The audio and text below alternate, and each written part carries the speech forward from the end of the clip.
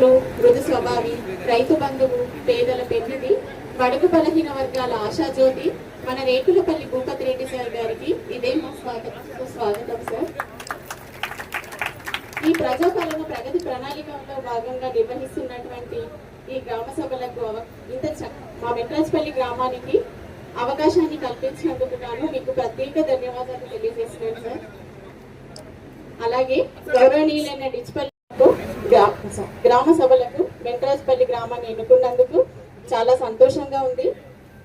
అలాగే మన తెలంగాణ ప్రభుత్వం ప్రవేశపెట్టినటువంటి సంక్షేమ పథకాలైనటువంటి ఇందిరమ్మ ఇల్లు, నూతన రేషన్ కార్డు, కళ్యాణ లక్ష్మి, షాదీ ముబారక్, సన్నబియ్యం, గృహలక్ష్మి, మహాలక్ష్మి ఉచిత బస్సు పథకం, ఈ సంక్షేమ పథకాల కోసం అహర్నిశలు శ్రమిస్తున్నటువంటి మన గొప్ప నాయకునికి మా గ్రామ ప్రజలందరి తరపున హృదయపూర్వక వందనాలు. ఇంత పెద్ద గ్రామమైనటువంటి మెట్రాజ్పల్లి మొట్టమొదట ప్రాథమిక ఆరోగ్య కేంద్రం నూతన భవన నిర్మాణం, అంగన్వాడీ భవనాలు 3 సార్, గ్రంథాలయ నూతన భవన నిర్మాణం, జెడ్పీహెచ్ఎస్ శిథిలావస్థలోకి వెళ్లిన కారణంగా నూతన భవన నిర్మాణం, సొసైటీ గోదాం వద్ద ఉన్నటువంటి 120 KL OHSR ట్యాంకు శిథిలావస్థలో ఉన్న కారణంగా నూతన ట్యాంక్ నిర్మాణం, సీసీ రోడ్లు, సీసీ డ్రైన్స్ నిర్మాణాల కొరకు నిధులు మంజూరు చేయగలని గ్రామ ప్రజలందరి తరపున, వీడీసీ సభ్యుల తరపున మీకు విన్నవించడం జరుగుతుంది సార్. ధన్యవాదాలు. మనం ముఖ్యమంత్రిగా పనిచేస్తున్న ఏనుమల రేవంత్ రెడ్డి గారి సందేశాన్ని నేను చదివి వినిపిస్తాను. దయచేసి అందరూ ఆలకించవలసిందిగా కోరుతున్నాను. మిత్రులారా, ప్రజాప్రభుత్వం బాధ్యతను స్వీకరించి 2 సంవత్సరాలు 3 నెలలు పూర్తయింది. ఆర్థిక సవాళ్లను అధిగమిస్తూ గత పాలకుల తప్పిదాలను సరిచేస్తూ సంక్షేమ అభివృద్ధి విషయంలో రాజీ పడకుండా మన ప్రభుత్వం పనిచేస్తుంది. మేము పాలకులం కాదు, సేవకులం అన్న భావనతో ప్రజల ఆకాంక్షలు, అవసరాల కేంద్ర బిందువుగా నిత్యం శ్రమిస్తున్నాం. ప్రతి నిర్ణయంలో ప్రజల మేలు, సామాజిక బాధ్యత, రాష్ట్ర భవిష్యత్తు దృష్టిలో పెట్టుకుంటున్నాం. ఉప ఎన్నికలు, పంచాయతీ ఎన్నికలు, మున్సిపల్ ఎన్నికల్లో వరుస విజయాలతో ప్రజాపాలనకు మీ ఆమోదం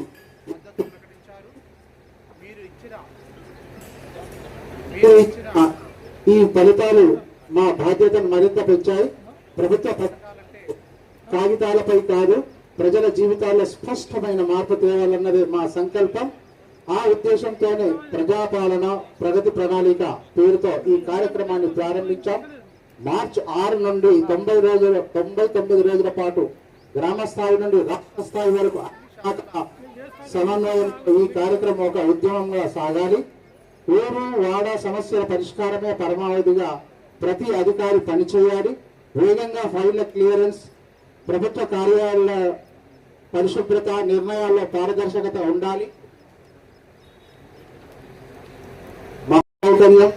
500 రూపాయలకే గ్యాస్ సిలిండర్, 200 యూనిట్ల వరకు ఉచిత విద్యుత్, ఆరోగ్యశ్రీ, రేషన్ కార్డులు, సన్నబియ్యం, ఇందిరమ్మ ఇల్లు, మహిళా సాధికారత వంటి పథకాలు అర్హులకు చేరేలా ఈ కార్యక్రమం సాగాలి. తెలంగాణ రైజింగ్ 2047 విజన్తో ఆర్థికంగానే కాక అన్ని రంగాల్లో తెలంగాణ ప్రపంచంలో నంబర్ 1 గా నిలపాలన్నదే మన సంకల్పం. ఈ సంకల్పంలో ప్రతి పౌరుడు భాగస్వామ్యం కావాలి. ప్యూర్ రేర్ గా ఈ రాష్ట్రాన్ని వర్గీకరించుకున్నాం. వాటి పరిధిలో సేవ, తయారీ, వ్యవసాయ రంగాల్లో ప్రపంచానికి ఆదర్శంగా మనం ఎదగాలి. ఈ 99 రోజుల కార్యాచరణ ఒక సాధారణ కార్యక్రమం కాదు, ఒక దీక్ష. 4 కోట్ల తెలంగాణ ప్రజలు ఒక్కటై దేశానికి, ప్రపంచానికి ఆదర్శంగా ఎదగాలి. ఇదే నా కళ.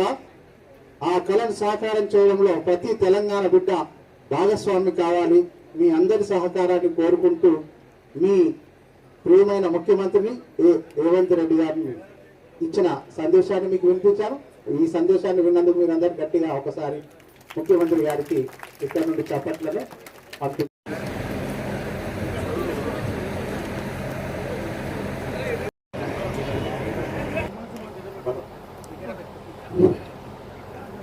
విలేజ్లో 30 ఇందిరమిల్లు శాంక్షన్ అయినాయి సార్. దాంట్లో ప్రజెంట్ 26 మనం గ్రౌండింగ్ చేసుకున్నాం సార్. దాంట్లో 21 బేస్మెంట్ లెవెల్ కంప్లీట్ అయినాయి సార్. 14 రూఫ్ లెవెల్ కంప్లీట్ అయినాయి సార్. 10 రూఫ్స్ ఆల్రెడీ స్లాబ్ చేసారు సార్. 3 టోటల్ ఫ్లెక్సిబుల్ కంప్లీట్ అయిపోయినాయి సార్. 3 మెంబర్స్ కూడా. ముందుగా ఇందిరమ్మలకు సంబంధించి మేకల లక్ష్మి మాట్లాడతారు. అందరికీ నమస్కారం సార్. ఇల్లు లేని వాళ్ళకు మాకు ఇల్లు లేని ఇచ్చింది సార్. అందరికీ నమస్కారం. మాకు ఏమి లేదు, ఇల్లు వచ్చినాయి, ఇల్లు ఫోన్లు కూడా వచ్చినాయి. మేము ఇప్పుడు మహిళా సంఘాలకి తక్కువ అంటే ఇది ఇప్పించారు సార్. మాకు ఇప్పటికైతే 4 వచ్చినాయి సార్.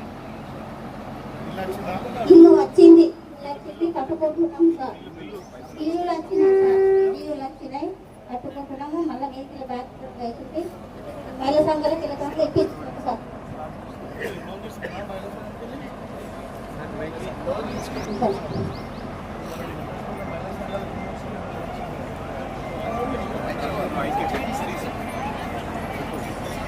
సంతోషం సార్.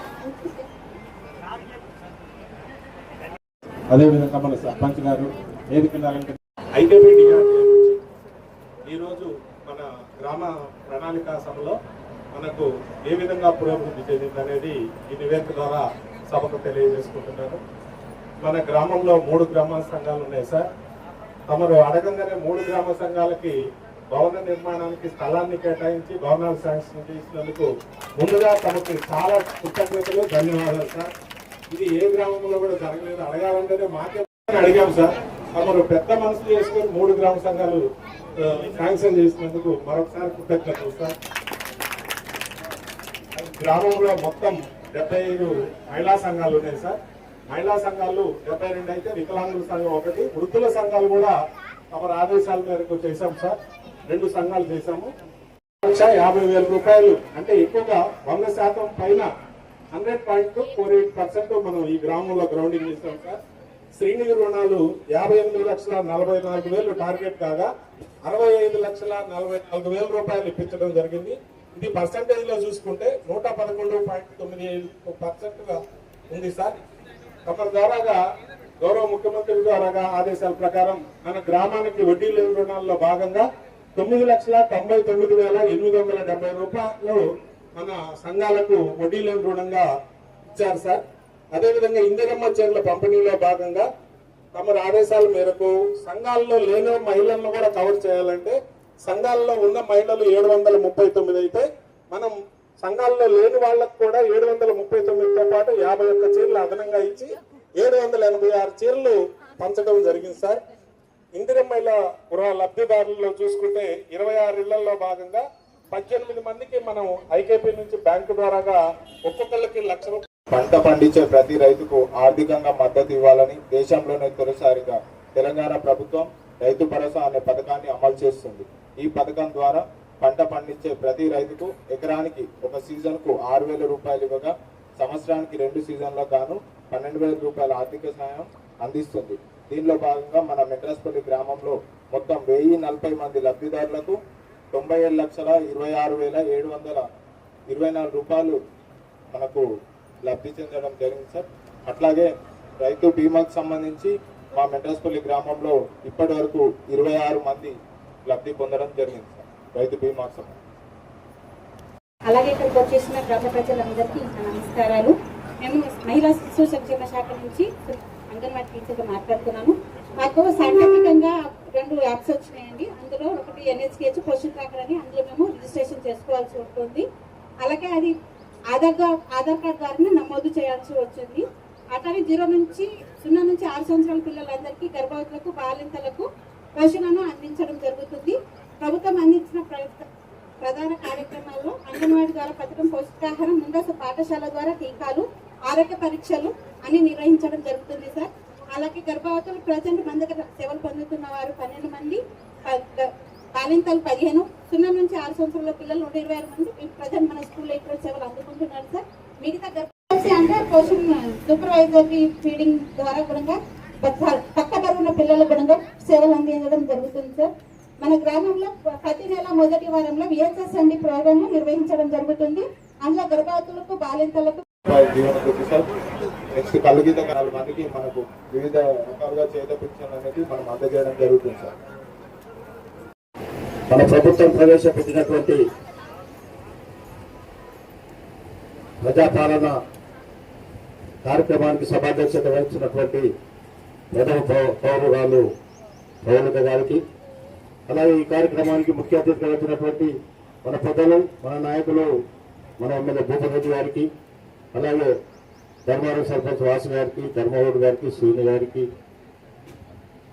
మిగతా ఎంఆర్ఓ గారికి, ఎండిఓ గారికి, మిగతా కాంగ్రెస్ సోదరులందరికీ పేరు పేరున ధన్యవాదాలు తెలుపుతా ఉన్నాం. ఈరోజు మన ప్రభుత్వం 2 సంవత్సరాల 4 నెలలు గడిచిన సందర్భంగా ఈరోజు ఎన్నో సంక్షేమ కార్యక్రమాలు ఇలా తీసుకురావడం జరిగింది. మీ ముందు ఇప్పటి వరకు మన ఎవరైతే ఏ శాఖలో ఎంత మన గ్రామానికి ఎంత లబ్ధి పొందిందో మీ అందరికీ చెప్పడం జరిగింది. ఆ రోజు మన ఎలక్షన్ క్యాంపెయిన్లో మన పెద్దలు రేవంత్ రెడ్డి గారు చెప్పిన విధంగా మన ఎమ్మెల్యే గారు సార్ ఇలా ఒక చిన్న ఈ గ్రామానికి 111 రేషన్ కార్డులు వచ్చినాయనంటే ఎంత అభినందించాలి. పేదోళ్ళకు సన్న బియ్యం, రేషన్ కార్డులు, ఇంద్రమ్మ పథకం, ఇవాళ లబ్ధిదారులకు ఈ ఇంద్రమ్మ 30 ఇచ్చినట్టు ఇవాళ 28 18 కంప్లీట్ అయినా 29 నడుస్తున్నాయనంటే ఎంత ఆలోచించాల్సిందిగా మేము మనం చేస్తున్నాం. ఈ మన కాంగ్రెస్ పార్టీ పేదల కోసం ఆలోచన చేసి పేదలని చూసే బాధ్యత తీసుకున్నటువంటి పార్టీ కాంగ్రెస్ పార్టీ. గత పాలకులు ఎన్నో చెప్పారు, మనం డబల్ బెడ్రూమ్లు ఇస్తామన్నాం, రైతు రుణమాఫీ ఇస్తామన్నాం, ఎంతో చెప్పారు. కానీ ఒక్కరు కూడా మన పేదలకు చేయలేదు. ఈ 2.5 సంవత్సరాలలో ఎంత మన ప్రభుత్వంకు 8 కోట్ల అప్పు పెట్టి ఇచ్చినప్పటికీ కూడా మన పెద్దలు రేవంత్ రెడ్డి గారు ఏది ఇబ్బంది పడకుండా మన పేద ప్రజలకు మనం అన్ని విధాలు చేర్చి పెట్టాలన్న ఆలోచనతో ఇవాళ 99వ రోజుల ప్రజాపాలన మన ముందుకు తీసుకొచ్చినటువంటి ఘనత మన కాంగ్రెస్ పార్టీ పెద్దలు. దానికి తోడు మన ఎమ్మెల్యే గారు కూడా ప్రతినిత్యం పేద ప్రజల కోసము ఆలోచన చేసి ఎక్కడ ఏం కావాలన్నా ప్రతినిత్యం ఆ గ్రామాల్లో ఉన్నటువంటి కాంగ్రెస్ నాయకులను సంప్రదించి ఇవాళ మైనర్ చెప్తా ఉన్నారు. ఇలా ఒక బిల్డింగ్ రావాలని అడిగితే 3 బిల్డింగ్లు వచ్చినాయని చెప్పేసి మీరు ఎంత ఆనందంగా ఉండాలని మీరు ఆలోచించాల్సిందిగా మనం చేస్తా ఉన్నాం. మీరందరూ కూడా కాంగ్రెస్ పార్టీకి తోడుంటూ కాంగ్రెస్ పార్టీ చేసినటువంటి కార్యక్రమాలను బలపరుస్తూ రేపు ముందు కూడా కాంగ్రెస్ పార్టీ వెన్నంటే ఉండాలని చెప్పి మీ అందరికీ నేను మనవి చేస్తా ఉన్నాను. అది కూడా ఇవ్వండి, 2 ఇవ్వండి. ఇది ఉందా, ఇది మ్యాక్సిమం పెట్టమను. ప్రజాపాలన ప్రగతి ప్రణాళిక పేరు మీద మన ముఖ్యమంత్రి ప్రియతమ నాయకుడు రేవంత్ రెడ్డి గారి ఆదేశాల మేరకు మరి వాళ్ళు మన గ్రామ సభ నిర్వహించుకుంటా ఉన్నాం.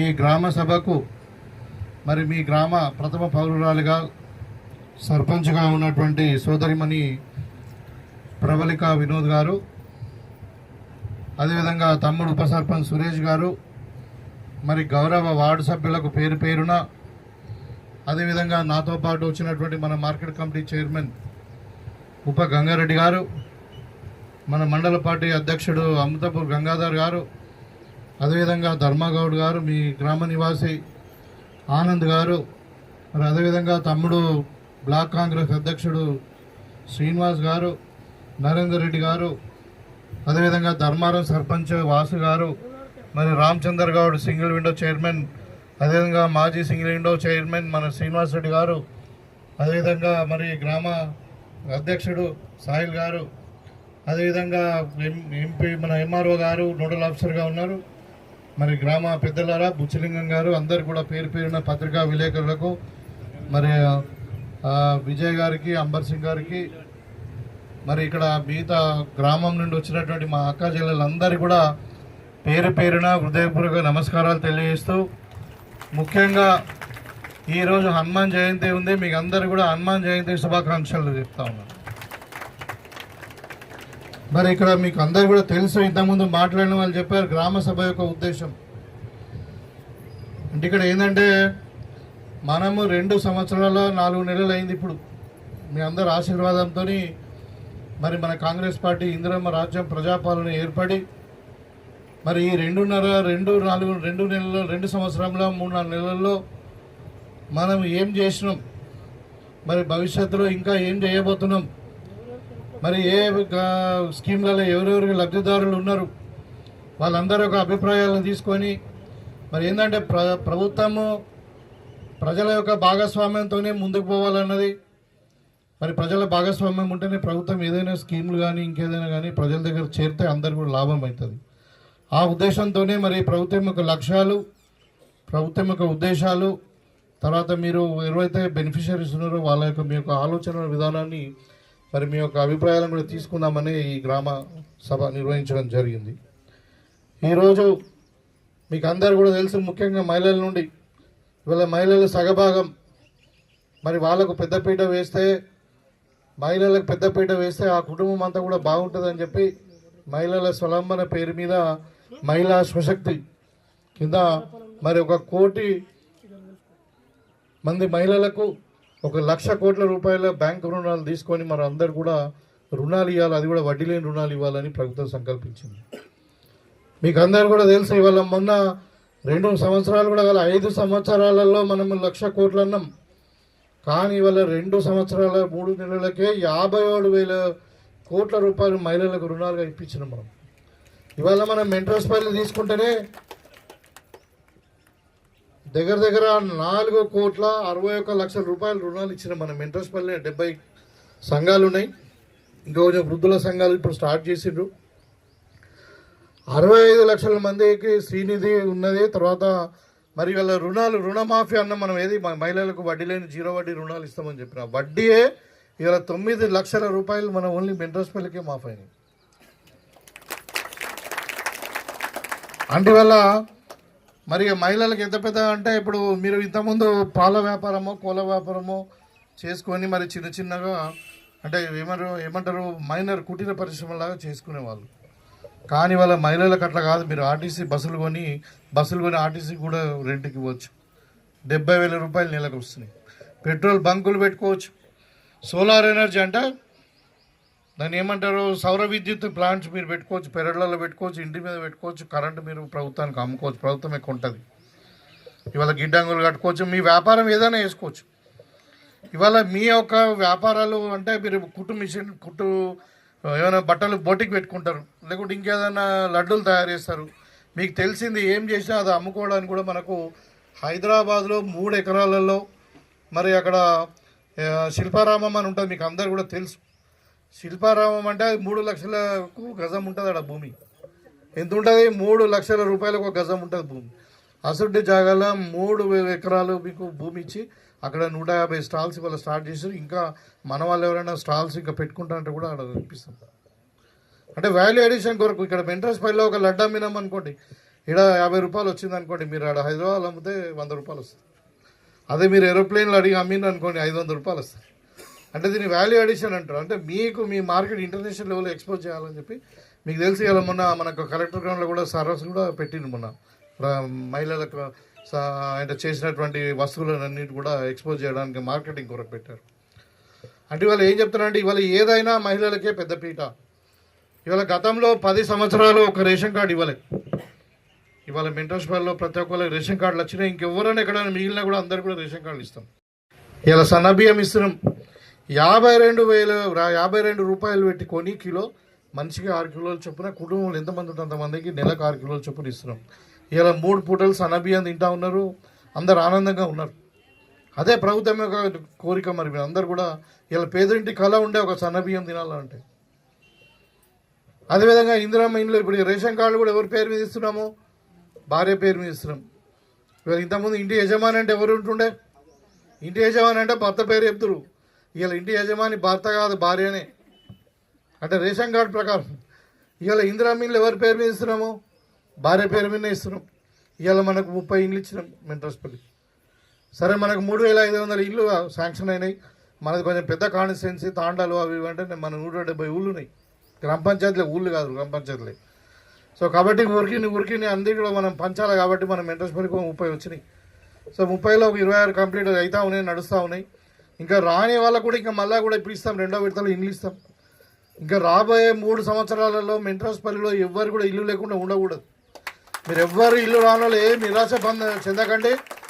మీరు ఒకటే ఏంటంటే కట్టుకోని ఇంతకుముందు ఎలాగా పేపర్ మీద నేను కట్టుకుంటాను రాసిస్తే రావు. మీరు ఇల్లు కట్టుకుంటేనే పైసలు వస్తాయి. దానికి కూడా మరి ఇప్పుడు ఇల్లు కట్టుకోవాలంటే మనం ఒక మేస్త్రిని మాట్లాడుకోవాలా, సామాను సిమెంటో స్టీలో ఏదో కొనుక్కోవాలా, అవన్నీ చేయాలి. కాబట్టి దానికి 1,00,000-1,50,000 అవుతాయి మనం మొదలు పెట్టాలంటేనే. మేస్త్రి కూడా టీఆర్ కదా 50,000 అడ్వాన్స్ తీసుకుంటాడు. కాబట్టి ఇవన్నిటి కూడా మరి ఇనీషియల్గా పేద మహిళలకు చాలామందికి ఇల్లు కట్టుకోవడానికి ఆ లక్షణాలు కూడా ఉంటాయో ఉండవు అన్న దాని మీద ఇవాళ బ్యాంక్ లింకేజ్ పెట్టి మహిళా సంఘాలలో వాళ్ళని చేర్పించి మహిళా సంఘాల నుండి 1,00,000 నుండి 2 లక్షల వరకు రుణాలు కూడా ఇప్పించినాం. ఇవాళ మన ఊళ్ళోనే దగ్గర ఎంతమంది 18 మంది మహిళలకు మనం రుణాలు ఇప్పించి వాళ్ళ ద్వారా ఆ రుణాల ద్వారా ఇల్లు స్టార్ట్ ఇప్పించినాం. ఇంకా భవిష్యత్తులో ఎవరు కట్టుకుంటా అంటే వాళ్ళకి ఇస్తాం. వాళ్ళకు ఎలిజిబిలిటీ ఉండాలి అంతే.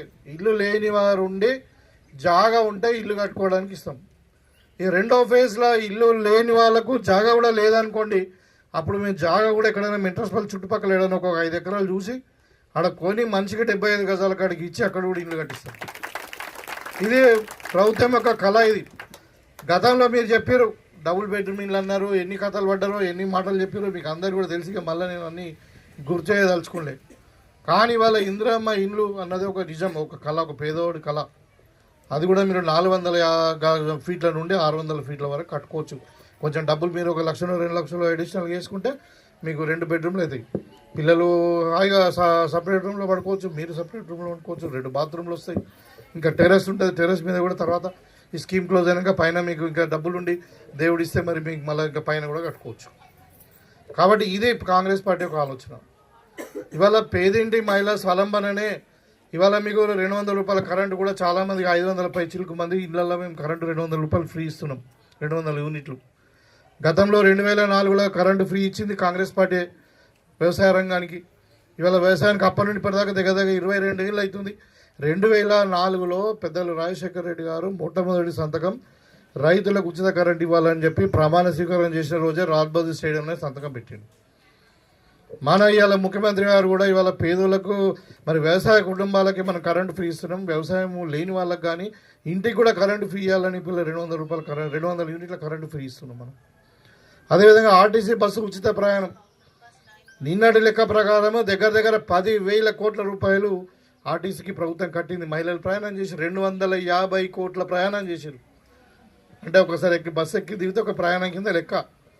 ఇక మీకు తెలుసు మొన్న సమ్మక్క సారలక్క పోయినరు, ఇలా మళ్ళీ గోదావరి పుష్కరాలు వస్తున్నాయి. మీరు తాడ్పాకలో పోతారా, మరి బాసారు పోతారా, లేకుంటే ఇంకేటి పోతారా, బస్సు అయితే ఫ్రీ. మరి అంటే ఈ విధంగా ఇలా మనకు మహిళలకు పెద్దపీట వేయడం అంటే మాటలలో చెప్పడం కాదు, నిజంగా చేసి చూపించడం. ఇలా దీని రిజల్ట్ ఇప్పుడే కాదు, ఇంకా మీరు ఒక 5 ఏళ్ళు ఆగండి, మీరు అందరూ కూడా నిజంగానే ధనవంతులు అవుతారు.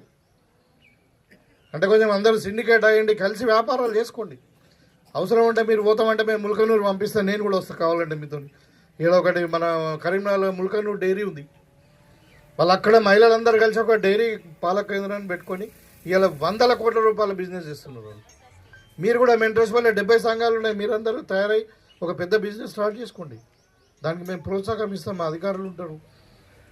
కాబట్టి ఇలా మెంటర్స్ పల్లి అంటే తక్కువేం కాదు, చాలా చైతన్యం ఉన్నటువంటి గ్రామం, చదువుకున్న వాళ్ళు ఎక్కువ ఉన్నారు ఇక్కడ. నాకు మొదటి నుండి నాకు తెలంగాణ ఉద్యమం నుండి ఈ గ్రామం మీద ప్రత్యేకమైన అభిమానం.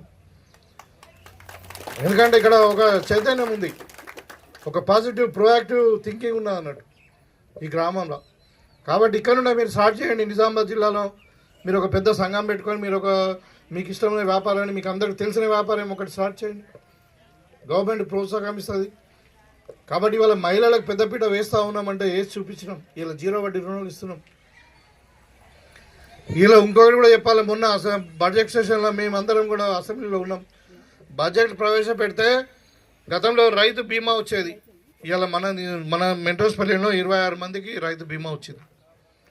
మరి రైతులు కుటుంబాలు భూమి లేని వాళ్ళు ఎటు పోవాలా అని చెప్పి ఇలా భూమి లేని వాళ్ళ గురించి కూడా ఆలోచించి ఏ కుటుంబం అన్నా కానీ తెల్ల రేషన్ కార్డు ఉన్న ప్రతి కుటుంబానికి 5 లక్షల రూపాయల ఇన్సూరెన్స్. ఇందిరమ్మ కుటుంబ జీవిత బీమా ఏమంటారు, ఇందిరమ్మ కుటుంబ జీవిత బీమాను ప్రతి కుటుంబానికి 1,15,00,000 కుటుంబాలకు తెలంగాణలో ఇవాళ మనకు ప్రతి మనిషికి 5 లక్షల రూపాయల మీకు ఎవరైనా కుటుంబ పెద్ద చనిపోతే వాళ్ళకి 5 లక్షల రూపాయలు వస్తాయి ప్రభుత్వం తరఫున. అంటే ఆ ఇన్సూరెన్స్కు ప్రభుత్వం కడతారు డబ్బులు దానికి. అదేవిధంగా మన పిల్లలు బాగా చదువుకోవాలంటే వాళ్ళు ఆరోగ్యంగా ఉండాలని చెప్పి ఇవాళ చిన్నపిల్లలకు కూడా బ్రేక్ఫాస్ట్ పెట్టిస్తారు.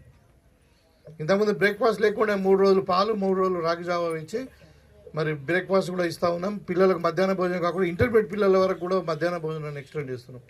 ఇలా మన ముఖ్యమంత్రి గారి ఆలోచన ఏంటంటే తెలంగాణలో ప్రతి విద్యార్థి చదువుకోవాలి. అది కూడా ఉన్నత చదువులు చదవాలి, మహిళ ప్రతి ఆడపిల్ల చదువుకోవాలి, చదువుకున్న వాళ్ళకి నైపుణ్యం ఉండాలి, వాళ్ళకి ఉద్యోగం రావాలి. అందుకనే ఇవాళ మనం నైపుణ్యం స్కిల్ యూనివర్సిటీని స్టార్ట్ చేసాం. ఇవాళ మనం ఏటీసీ సెంటర్స్ను, అంటే నేను చెప్పడం కాదు, గతంలో మీరు బడ్జెట్ తీసి చూడండి, ఇక్కడ చాలామంది చదువుకున్న వాళ్ళు ఉన్నారు, ఇక్కడ చైతన్యానికి ఏం తక్కువ లేదు. మీరు గతంలో ప్రభుత్వం తీసుకుంటే బడ్జెట్లో ఎప్పుడు కూడా 4 నుండి 5% కంటే ఎక్కువ దాటలే ఎడ్యుకేషన్కు ఖర్చు. మన ముఖ్యమంత్రి గారు చెప్పిన ఆ రోజు ఏంటంటే ఎడ్యుకేషన్కి పెట్టే ఖర్చు అది ఖర్చు కాదు, అది ఇన్వెస్ట్మెంట్ అని చెప్పారు. అంటే భవిష్యత్తు తరాలకు పెట్టుబడి. మరి వాళ్ళ మేము ఇలా 22,000 కోట్లు పెట్టినామంటే 88.7% బడ్జెట్లో. గతంలో 5% దాటలే. ఇవాళ యూనివర్సిటీలో మనకు తెలిసి మీకు పక్కగా ఉంటుంది, మన మండలంలోనే ఉంటుంది. రాజశేఖర రెడ్డి గారు స్థాపిస్తే 10 ఏళ్ళు దాన్ని ఎక్కడేసి కుంగలు అక్కడ ఉన్నది. ఇవాళ మళ్ళీ మనం ప్రభుత్వం వచ్చిన తర్వాతనే అక్కడ ఇప్పుడు ఇలా అన్ని ఆడిటోరియం స్టార్ట్ అయింది, ఇప్పుడు పిల్లలకు ఆడిటోరియం స్టార్ట్ అయింది, ఎస్సీ ఎస్టీ హాస్టల్ స్టార్ట్ అయినాయి, ఇంజనీరింగ్ కాలేజ్ స్టార్ట్ అయింది, ఇంజనీరింగ్ కాలేజ్ కోర్సులు కూడా నడుస్తున్నాయి. ఇలా బిల్డింగ్ కూడా శాంక్షన్ అయింది 10 కోట్లతో.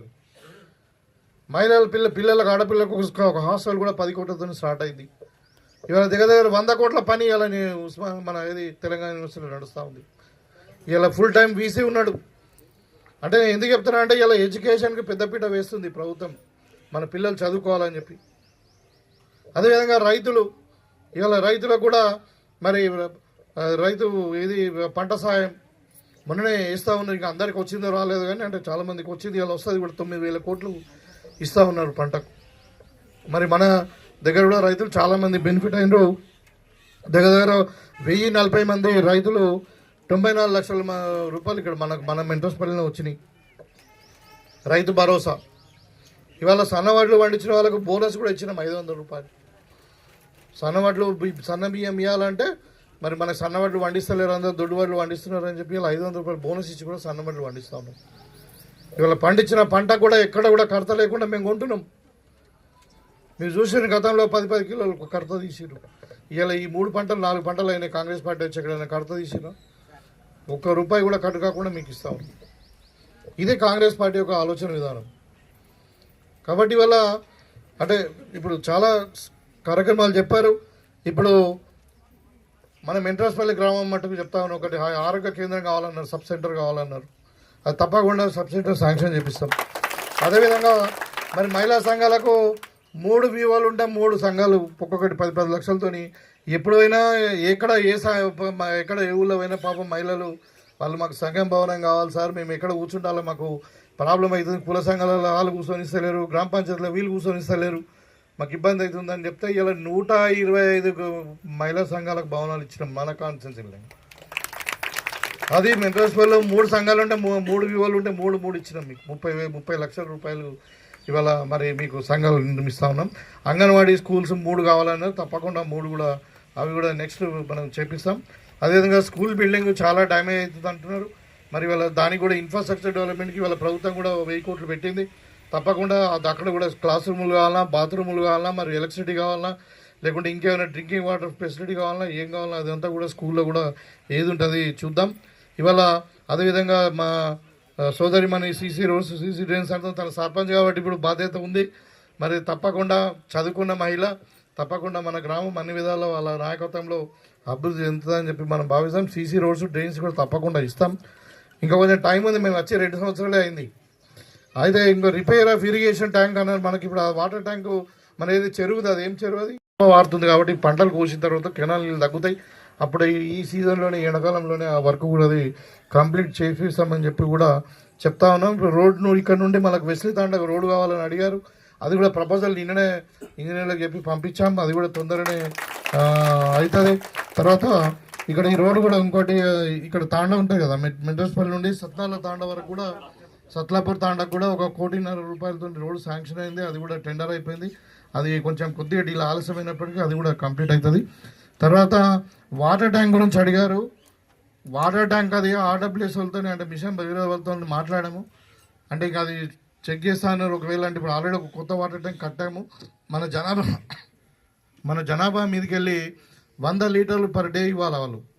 దానికి సరిపోతుందా? మరి సరిపోకుంటే ఈ వాటర్ ట్యాంక్ ఇది డిస్మాండ్లింగ్ స్టేజ్లో ఉంది. దీన్ని తీసుకొని తీసేసి కొత్త వాటర్ ట్యాంక్ కట్టించడానికి నేను ఇంజనీర్లతో రిపోర్ట్ వచ్చిన తర్వాత దాన్ని చూద్దాం. ఒకవేళ అవసరం లేదనుకుంటే దాన్ని మనము సప్లిమెంటరీ కింద ఇట్లా బోర్ వాటర్కో దేనికో పశువులకో దీనికి వాడుకోవచ్చు. సరే, ఏదేమైనా ఆ ప్రాబ్లం కూడా మనం అడ్రస్ చేద్దాం. ఇవాళ ఏదేమైనా కాంగ్రెస్ పార్టీ, ఇందిరమ్మ రాజ్యం మీ పార్టీ, పేదోళ్ళ పార్టీ, ఇది మహిళల పార్టీ, రైతుల పార్టీ, యువకులు చదువుకునే యువకుల కొరకు. ఇలా ఇంకో విషయం కూడా చెప్పాలా, గతంలో యువకులందరూ కూడా మరి మొత్తం ఇక ల్యాప్టాప్లు ఇవి ఏది మన సెల్ ఫోన్లు చూసుకుంటూ మరి డ్రగ్స్కు మారకద్రవ్యాలకు అలవాటు పడిపోయిండు. ఇక తెలంగాణ మారకద్రవ్యాలకు ఒక అడ్డగా తయారైంది టీఆర్ఎస్ ప్రభుత్వంలో. ఇవాళ కాంగ్రెస్ పార్టీ వచ్చిన తర్వాత మరి మీరు అందరు కూడా డ్రగ్స్ వదలండి, మైదానం తల్లిరండి అని చెప్పి ఇవాళ మనకు స్పోర్ట్స్ను మనం ఎంకరేజ్ చేస్తూ ఉన్నాం. స్పోర్ట్స్ కొరకు ప్రతి స్కూళ్ళలో ఒక పీఈటీ టీచర్ని పెట్టినాం. ఇవాళ సీఎం కప్ లాంటి టోర్నమెంట్స్ అవుతా ఉన్నాయి, ఇంటర్ స్కూల్ టోర్నమెంట్స్ అవుతా ఉన్నాయి, ఇంటర్ మండలం అవుతా ఉన్నాయి. ఇవాళ అంటే మన ఇంట్రెస్ట్ ఉన్న వాళ్ళు స్పోర్ట్స్లో కూడా వాళ్ళ కెరీర్ ఉండాలని చెప్పి మనకు అంతర్జాతీయ స్థాయిలో రాణించాలా వాళ్ళు కూడా, ఒలింపిక్స్లో కానీ మరి ఏషియాడ్లో అని చెప్పి ఇలా ఒక ఏది మనకు యంగ్ ఇండియా స్పోర్ట్స్ యూనివర్సిటీ కూడా మనం పెట్టుకున్నాం. సో ఇంకా స్కిల్ యూనివర్సిటీ కూడా మీకు అందరు కూడా తెలవాలి. ఇవాళ మన పిల్లలు సరిగా చదువుకోక ఆర్థిక ఇబ్బందులతో గల్ఫ్ పోతూ ఉన్నారు, అక్కడ తక్కువ జీతంకు పనిచేస్తూ ఉన్నారు. ఇవాళ మనకు కావాలని అంటే స్కిల్ యూనివర్సిటీలో మనం జాయిన్ చేసుకోవచ్చు. స్కిల్ యూనివర్సిటీలో ఏంటంటే అక్కడ మరి ఈయన ఆనంద్ మహేంద్ర దానికి వైస్ ఛాన్సలర్, ప్రైవేట్ పబ్లిక్ పార్ట్నర్షిప్లో అది ఏంటంటే జాబ్ గ్యారంటీ. దాంట్లో పోతే ట్రైనింగ్ ఇస్తారు, ట్రైనింగ్ ఇచ్చినాక వాళ్ళే జాబ్ చూసి పెడతారు. ఆ కంపెనీ వాళ్ళే ట్రైనింగ్ ఇచ్చుకుంటారు, ఏ కంపెనీ వాళ్ళు ఆ కంపెనీ. ఎలక్ట్రిసిటీ కావాలా ఎలక్ట్రిసిటీ కంపెనీ వాళ్ళు చేసుకుంటారు, మెకానిక్ కావాలా మహేంద్ర వాళ్ళు చేసుకుంటారు, ఇంకేదైనా కావాలా ఏదంటే అది ఇప్పుడు మేసన్ కావాలా, లేకుంటే ఇంకా కార్పెంటర్ కావాలా, లేకుంటే ప్లంబర్ కావాలా, లేకుంటే ఇంకేదైనా కావాలంటే ఈ స్కిల్ యూనివర్సిటీలో మీకు నేర్పిస్తారని. వాళ్ళకు ఇక్కడ ఒక సర్టిఫికేట్ తీసుకొని పోతే ఇక్కడ మామూలుగా అయితే 50,000 వచ్చేది అక్కడ ₹1,00,000 వస్తాయి, డబ్బులు వస్తాయి జీతం సర్టిఫికేట్ ఉంటే. ఆ అడ్వాంటేజ్ ఉంది. ఇవాళ ఏమవుతుందంటే ఇప్పుడు మీరు అందరు కూడా గమనిస్తున్న ఆర్టిఫిషియల్ ఇంటెలిజెన్స్ వస్తుంది. దాంతో ఏమైందంటే వైట్ కాలర్ జాబ్స్ అన్నీ కూడా పోతాయి. ఇప్పుడు మీరు పేపర్లలో చూస్తున్నారు ఐటీ సెక్టర్లో మొత్తం ఈ గల ఒరాకల్ నిన్న 30,000 మందిని ఉద్యోగులు తీసేసిందని. అంటే వైట్ కాలర్ జాబ్స్ అన్నీ కూడా పోతాయి. దాని బదులు ఆర్టిఫిషియల్ ఇంటెలిజెన్స్తోని మిషన్లు చేస్తే పని. కానీ ఇప్పుడు ఈ కార్పెంటర్ పని నీకు ఈ కానీ ఇంకా అదర్ అంటే human skills, service oriented service సెక్టర్లో కావాల్సినటువంటి అది మన మనుషులు కావాల్సిందే. కాబట్టి ఇప్పుడు బ్లూ కాలర్ జాబ్స్ కూడా మనకు అవసరం, ఎందుకంటే జనాభా బాగా ఉంది కాబట్టి. అంటే ప్రభుత్వం యొక్క ఆలోచన దూరదృష్టి మీరు గమనించాలి. ఇంతకుముందు గతంలో ఎన్నో చేసారు, అయినా ఇంకా కొన్ని తక్కువనే ఉన్నాయి. మీరు అన్నట్టు 6 గ్యారంటీలలో మేము కొన్ని 5 ఇంప్లిమెంట్ చేసాం, 1, 2 ఇంకా కాలేదు, వాస్తవమే. కానీ ఇంకా ఎన్ని ఇబ్బందులు పెట్టారంటే వీళ్ళు తీరా చూస్తే మనము అధికారం రాకన్నా ముందు మేమేమనుకున్నామంటే ఇప్పుడు తెలియదు కదా ఇంట్లో లోపల ఏముంది అన్నది, ఇంట్లో పోతే కానీ తెలియదు ఏఆర్ఎల్ ఏమున్నది, ఏ గుట్లో ఏముంది అన్నది. మనకు అధికారం రాకన్నా ముందు మేము 4 లక్షల కోట్ల అప్పు ఉంది అనుకున్నాం. ఈ కేసీఆర్ బుద్ధిమంతుడు ఏదో తక్కువనే చేసిండేమో అనుకున్నాం, కానీ తీరా చూస్తే అక్కడ 9 లక్షల కోట్ల అప్పు పెట్టిపోయింది మనోడు. 9 లక్షల కోట్లు అంటే చూడండి, మన జనాభా 4 కోట్లు ఉంటుంది మనది తెలంగాణ జనాభా. అంటే ఒక్కొక్కళ్ళ మీద 2,25,000 అప్పు చేసిపోయిండు. ఇవాళ ఎక్కడక్కడ ఏ గుట్లో చూసినా అప్పే కనబడుతుంది. సో ఇప్పుడు అప్పును మళ్ళీ మనం రెగ్యులరైజ్ చేసుకుంటూ ఇంట్రెస్ట్ రేట్ తక్కువ తీసుకోవచ్చు. మనం ఇప్పుడు బయట అప్పు తీసుకుంటాం కదా, ఎంత తీసుకుంటాం? బ్యాంకులో అయితేనేమో మనకు 7%, 8% అప్పిస్తారు. కొంచెం ఎక్కువ అమౌంట్ ఉంటే 11%. కానీ మనం బయట ఎట్లా ఇస్తారు? మితి తీసుకొచ్చుకుంటే ₹3, ₹2 ఇస్తారు. మరి అట్లా తీసుకొచ్చిండు కేసీఆర్. తీసుకొచ్చి ఇలా మొత్తం తెలంగాణ అప్పుల పాలు చేసిరు, మొత్తం దోసుకున్నారు కుటుంబం. ఇలా ఆలేం మాట్లాడుతున్నారు కాంగ్రెస్ మీద. మళ్ళీ మీరు చూస్తున్నారు కదా మన అసెంబ్లీలో ఎట్లా చేసారు, మొత్తం సపోర్ట్ కొడుతున్నారు, పేపర్లు చింపేస్తున్నారు, వాకౌట్లు చేస్తున్నారు. అంటే ముఖం లేదు. ఇలా పేదోనికి సన్న బియ్యం ఇస్తా అంటే వాళ్ళకి ఇష్టం లేదు. ఇలా పేదోనికి ఇంధనం మిల్ల ఇస్తా అంటే ఇష్టం లేదు. ఇలా చదువుకునే పిల్లలకు మధ్యాహ్న భోజనం పెడతాము ఇంటర్మీడియట్ వరకు అంటే ఇష్టం లేదు. అంటే ఇలాంటి వాళ్ళే ఇవాళ మళ్ళీ దొంగలే వేదాలు మళ్ళీ ఇచ్చినట్టు అట్లా చేస్తూ ఉన్నారు. ఇవాళ బీజేపీ వాళ్ళు ఒక మాటలు చెప్పారు తప్పితే ఒక్క పని చేయరు. ఇవాళ ఎవరో మాట్లాడినారు, కాంగ్రెస్ వాళ్ళు చెప్పిన మాట మీద నిలబడాలని. వాళ్ళు 12 ఏళ్ల కింద చెప్పారు మనిషికి 15 లక్షలు ఇస్తామని, 2 కోట్ల ఉద్యోగాలు సంవత్సరానికి ఇస్తామన్నారు. ఇచ్చారు మోడీ? ఇలా భారతదేశం మొత్తం ఇజ్జత్ పోతున్నది. ఆడ అమెరికా కాలు పట్టుకుంటుండే. మనకేం తక్కువ ఉందని ఎవడెందుకు కాలు పట్టుకుంటాము? అట్లా దిగజారి మొత్తం అమెరికా చెప్పింది వినాల్సి వస్తుంది మనం. మొత్తం 2 గుజరాతీలు ఉన్నారు, మోడీ అండ్ అమిత్ షా వీళ్ళిద్దరు అమ్ముతున్నారు దేశాన్ని, ఇంకిద్దరు కొంటున్నారు. ఇక ఎవరు? అదాని అంబానీ. నలుగురు గుజరాత్ వాళ్ళే దేశాన్ని మొత్తం పరిపాలిస్తూ దోసుకుంటున్నారు. ఇక వాళ్ళు మాట్లాడుతున్నారు. ఇప్పుడు మొన్న శ్రీరామనవమి అయింది కదా, శ్రీరామనవమి అయితే మేము అందరం ఊళ్ళలో తిరిగినాం, మొత్తం అన్ని రామాలయాలు తిరుగుకుంటా జాతరలలో. ఆ రోజు 10 ప్రోగ్రాంలు పెట్టాను. డిచ్పల్లికి పోయినా, నేను ఇందలా పోయినా. ఆడ ముఖ్యమంత్రి గారు స్వయాన తలంబ్రాలు పట్టుకొని, పట్టు వస్త్రాలు పట్టుకొని రాముల గారికి సీతమ్మ గారికి ఇద్దామని చెప్పి పోతే ఒక్క బీజేపీ నాయకుడు అని వచ్చినట్టు. ఇవాళ మనకి 8 మంది ఎమ్మెల్యేలు ఉన్నారు, 8 మంది ఎంపీలు ఉన్నారు, 2 కేంద్ర మంత్రులు ఉన్నారు. అంటే సీతారాముల కళ్యాణానికి పోద్దాం. ఇలా మేము 550 కోట్లు పెట్టి ఏది మన దక్షిణ రామాలయం అన్నటువంటి దక్షిణ భారతదేశానికి ప్రాముఖ్యం ఉన్నటువంటి మన భద్రాచలం రామాలయాన్ని అభివృద్ధి చేయడానికి ముఖ్యమంత్రి గారు 550 కోట్లు పెట్టి ఆడ అభివృద్ధి చేస్తూ ఉన్నాం. వాళ్ళు చెప్తారు మనకు రామభక్తి గురించి. మనము పుట్టుకనే అంటే హిందూయిజంలో పుట్టినాం. మా అమ్మ చిన్నప్పుడే చెప్పింది, జోలపాట వాడినప్పుడే రాముడి గురించి, కృష్ణుడి గురించి. వీళ్ళు ఇప్పుడు గుజరాత్ వాళ్ళు చెప్పాలంటే మనం వినాలంట. దేశభక్తి గురించి కూడా చెప్తా ఉన్నాను నేను. ఇలా ఇందిరాగాంధీ దేశం కొరకు ప్రాణం ఇచ్చింది, మహాత్మా గాంధీ దేశం కొరకు ప్రాణం ఇచ్చిండు, ఇలా రాజీవ్ గాంధీ దేశం కొరకు ప్రాణం ఇచ్చిండు. జవహర్లాల్ నెహ్రూ 14 సంవత్సరాలు, 1 సంవత్సరం కాదు 14 సంవత్సరాలు జైలుకు పోయిండు దేశం కొరకు. నేతాజీ సుభాష్ చంద్రబోస్ ప్రాణం పోయింది దేశం కొరకు. మరి వీళ్ళు దేశం కొరకు కూడా ప్రాణం ఇచ్చిండ. బీజేపీ కూడా జైలుకు పోయిండ. చూపియండి, ఒక్కరిని చూపియండి నాకు. వాళ్ళు మాట్లాడుతుంది దేశభక్తి గురించి. స్వతంత్రం తెచ్చిన పార్టీకి దేశభక్తి ఉన్నట్ట, లేకుంటే ఇవాళ మధ్యన వచ్చిన పార్టీకి దేశభక్తి ఉంటుందా? భారత్ మాతాకి జయ అనగా దేశభక్తి అవుతుందా? అమ్మ నువ్వు చూసుకోవాలా, మనం ఎట్లా చూసుకోవాలా? కడుపు మీద తిండి పెట్టాలా, కళ్ళలో తెల్లాలు వేసి కాళ్ళకు దండం పెట్టుకొని అమ్మ దీవెన తీసుకుంటే అమ్మ భక్తి ఉన్నట్లు లెక్క. అమ్మ పేరు తీసుకుంటే అయిపోతుందా?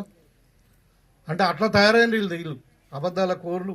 మొత్తం దేశాన్ని నమ్ముకొని ఇవాళ మొత్తం చీటింగ్ నడుస్తూ ఉంది. వాళ్ళు మనకు దేశభక్తి గురించి, రాముని గురించి చెప్తున్నారు. అంటే మీరు గుజరాత్లో ట్రాప్లో పడకండి. వీళ్ళంతా గుజరాత్ గులాంలు అయిపోయారు. మీరేమో ఓట్లేసి అసెంబ్లీకి, పార్లమెంట్కి పంపిస్తున్నారు వాళ్ళని. అంటే మన దగ్గర కాదండి. ఇప్పుడు మన దగ్గర 8 మంది ఎమ్మెల్యేలు, 8 మంది ఎంపీలను ఆడ భారతదేశంలో పంపిస్తే వాళ్ళు ఏమో తెలంగాణకు వచ్చే పైసలు రాకుండా చేస్తున్నారు. ఇలా మన డేటా అసెంబ్లీలో కూడా చదివారు, మీరు వినుంటారు. మన దగ్గరికి వెళ్ళి ₹1 పోతే ఇప్పుడు 4 లక్షల కోట్లు మనం పంపించినాం ఈ 2 సంవత్సరాలలో. ఎంత వచ్చింది తెలుసా? ₹1 వచ్చినాయి. అంటే 1,00,000 కోట్లు వచ్చింది. 4 లక్షల కోట్లు పంపిస్తే చారాణ మందం అంటే 75 పైసలు ఎటు పోతున్నాయి. అదే బీహార్లో 1,00,000 పంపిస్తే 6 లక్షల కోట్లు పంపిస్తున్నారు. అంటే మన పైసలు తీసుకుపోయి గుజరాత్లో, బీహార్లో, ఉత్తరప్రదేశ్లో ఖర్చు పెడుతున్నారు. మన పైసలు మనకు రాకుండా చేస్తారు. మనం ఎవరితో అడుగుతలేం. మనకు దేవుడు ఇచ్చిన కాడికి మనకు హైదరాబాద్ నగరం ఉంది, తెలంగాణ రిచ్ ఉన్నది మంచిగా. మనకు నదులు ఉన్నాయి, పంటలు పండుతున్నాయి, కష్టపడే రైతులు ఉన్నారు, కష్టపడే పిల్లలు ఉన్నారు, అన్నీ బాగున్నాయి. మనకు ఇలా 3,25,000 కోట్లతో బడ్జెట్ పెట్టుకున్నామంటే మామూలు విషయం కాదు. మరి మన పైసలు మనకి ఇవ్వమంటేనే వాళ్ళు ఏడుపు. ఇక్కడ నుండి గెలిచిన వాళ్ళు వేయడం, గుజరాత్ వాళ్ళకు మోడీకి గులాంగిరి చేస్తున్నారు, కానీ మన గురించి మాట్లాడతలేదు.